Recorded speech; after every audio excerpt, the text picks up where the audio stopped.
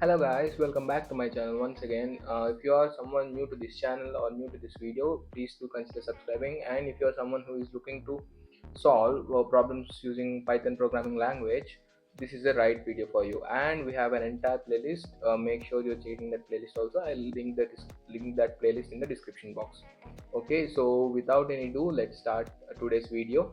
So we have our first problem as e-commerce company bookshelf. Let's see what my task is. Let me zoom in a bit.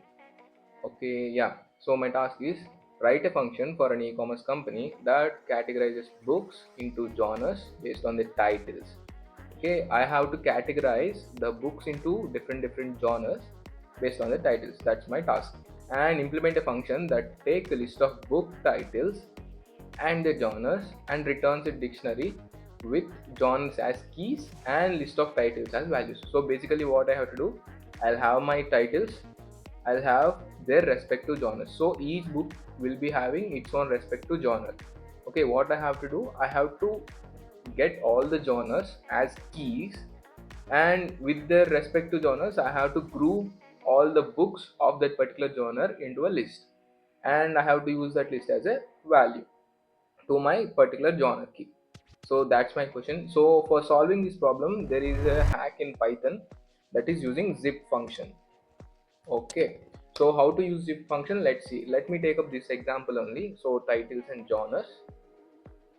Okay, yeah, let me fulfill it properly. Titles, and I have my genres. Now if I use something called print of list of zip, what this function will do, this will give me all the pairs with their titles and their respective genres as a pair of tuple.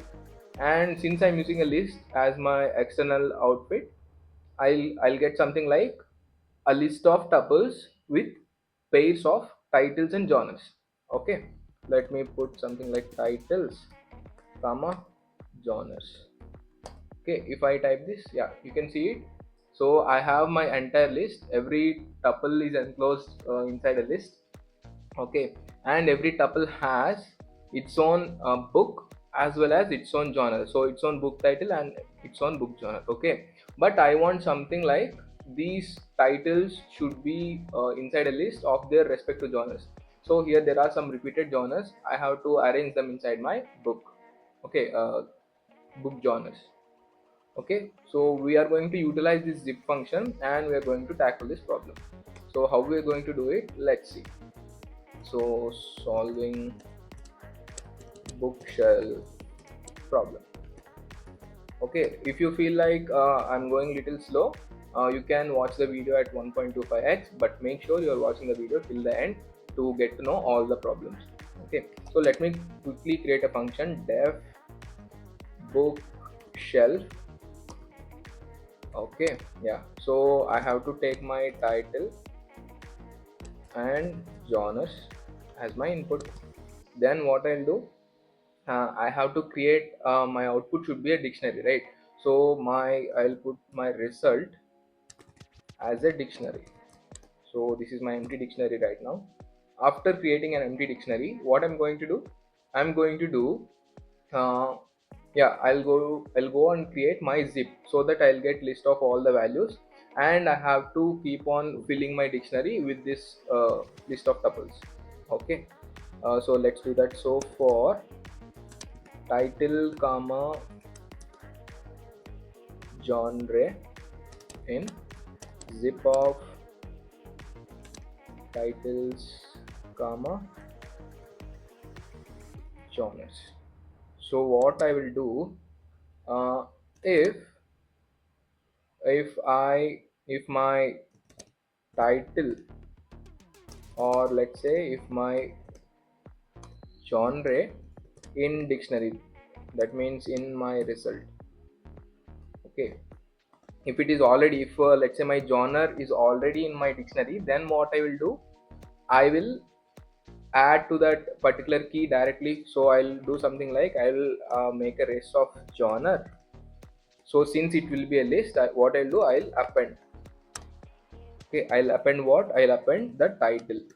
So that is what given here. Okay, if it is not, what I have to do if this particular portion is not there, if my genre is not there, what I'll do, I'll simply create a new one, rest of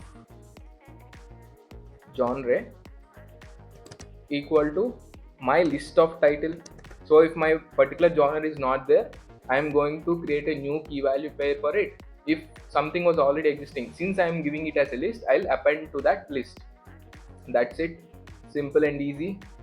So finally what I'll do, I'll return my result. Then let me try with this. So bookshelf of, yes, bookshelf of titles comma genres. See, I got a beautiful dictionary here telling me technology. In the technology genre, I have two books called Python Programming and Machine Learning. In the fantasy genre, there are two books called Harry Potter and The Hobbit. Okay, I hope this is making sense and this is clear. Let's solve the second problem. So this is a famous problem. Okay, so this is leap year or not, and it was asked in many interview questions as well. Okay, let's do this. So what I have to do, write a function that checks if a given year is a leap year or not. So what are the conditions for a leap year?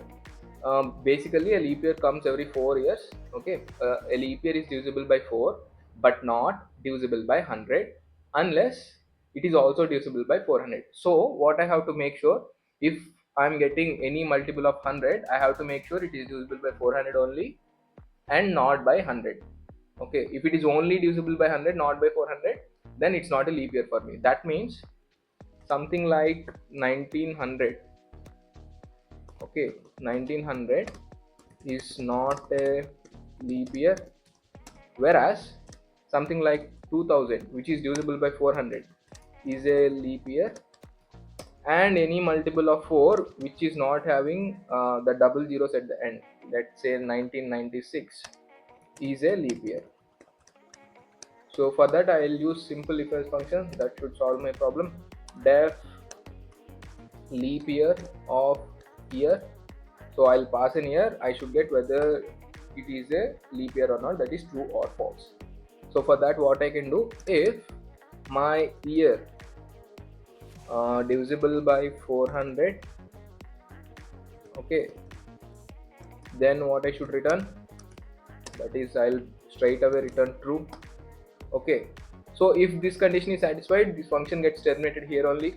If not, elif what I have to check, if it is not divisible by 100.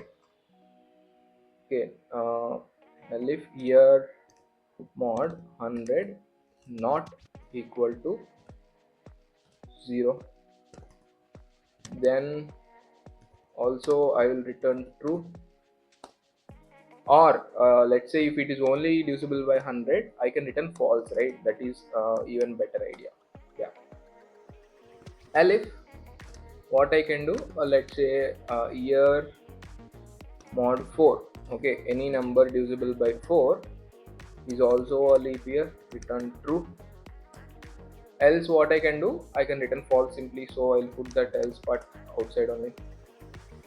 That's it, simple. So if something is not divided by 400 but divisible by 100, it's a false. That means something like 1900. If something is directly straight away, if these two conditions fail, that means they are not multiples of hundreds. So then I will check for a 4 straight away. If it is divisible by 4, I'll return true. If it is not, I'll return false. Simple. Let me check for the above three values only. So I'll check for leap year of 2000, it is giving me true. So if I put 2012, it should give me true. If I put 2013, it should give me false. And let's say if I put 1900, then also it should give me false. Yes, working properly.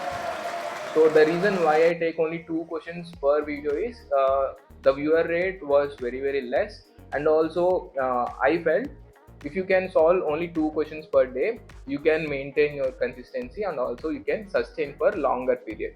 So it will keep you motivated to go for longer days of practice.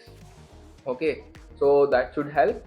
And also if you find any difficulty in understanding the questions, please do comment them in the below in the comment section, so that I can get to know what are the problems you are facing and I would be able to solve them. Also, we are going to start a new series on data science projects. So make sure you're checking that out. So that's it for this video, guys, and we'll meet in the next video. Bye bye.